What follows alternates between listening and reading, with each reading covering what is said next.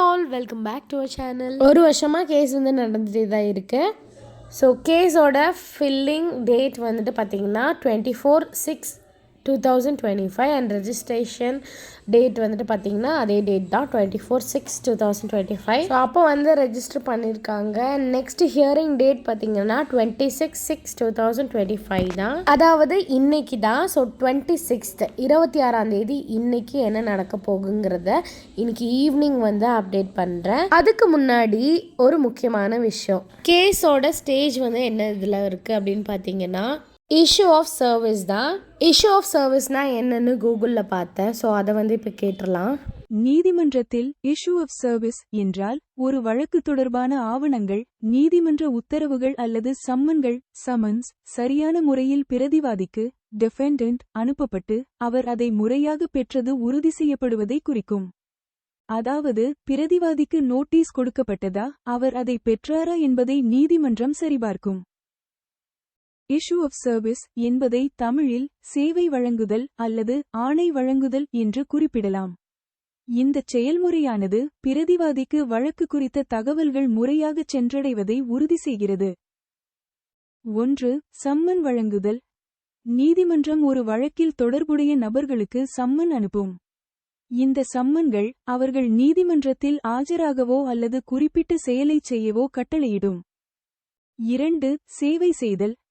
சம்மன்கள், நோட்டீஸ்கள் போன்றவை சரியான நபருக்கு சரியான முறையில் வழங்கப்பட வேண்டும்.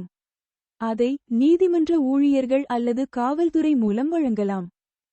3. உறுதிப்படுத்துதல். சம்மன் வழங்கிய பிறகு அது பிரதிவாதியால் பெறப்பட்டதை உறுதிப்படுத்த வேண்டும்.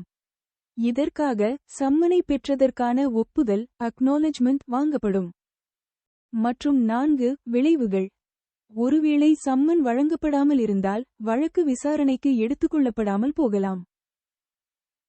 சுருக்கமாக, இஷ்யூ ஆஃப் சர்வீஸ் என்பது நீதிமன்ற நடவடிக்கைகள் சரியாக நடைபெற தேவையான ஆவணங்கள் முறையாக வழங்கப்பட்டு அது சம்பந்தப்பட்ட நபர்களுக்கு சென்றடைந்ததை உறுதி செய்வதை குறிக்கிறது. நெக்ஸ்ட் வந்து கோர்ட் நம்பர் 8. ஸோ 8ல் வந்து ஸ்பெஷல் ஜட்ஜுன்னு போட்டிருக்காங்க. ஸோ இவ்வளோ நாள் வந்துட்டு எம்டிஸ்க்கான பெயில் அண்ட் டைரக்டர்ஸ்க்கான பெயில் தான் வந்துட்டு இருந்துச்சு. இப்போ வந்துட்டு பார்த்திங்கன்னா இந்த ஆப் நடக்கிறதுக்காக பெர்மிஷன் வந்து கொடுக்க போகிறாங்களா என்னன்னு தெரியல. ஸோ எல்லாமே வந்து கோர்ட் கையில் தான் இருக்குது. நீதிபதி அதாவது ஜட்ஜ் என்ன முடிவு பண்ணுறாங்களோ அதுதான் வந்துட்டு தீர்ப்பு. ஸோ எல்லாத்துக்குமே ஆசை வந்து இந்த கம்பெனி கண்டிப்பாக நடக்கணும். ஸோ அதுக்கான பெர்மிஷன் வந்து கண்டிப்பாக கொடுத்துட்டாங்கன்னா ரொம்ப ரொம்ப சந்தோஷம், எல்லாத்துக்குமே சந்தோஷமாக இருக்கும். பட் இப்போவுமே நான் அதே தான் சொல்லுவேன், யாரையுமே நம்பாதீங்க, வெயிட் பண்ணி பார்க்கலாம், என்ன நடக்குதுன்னு பார்க்கலாம். நல்லது நடந்தால் நல்லது, ஸோ கெட்டது நடந்தாலும் அதை இக்னோர் பண்ணிட்டு போயிட்டே இருக்கலாம். ஸோ எவ்வளவோ பேர் வந்து கடன் கட்ட முடியாமல் ரொம்ப ரொம்ப கஷ்டத்தில் தான் இருக்கும்.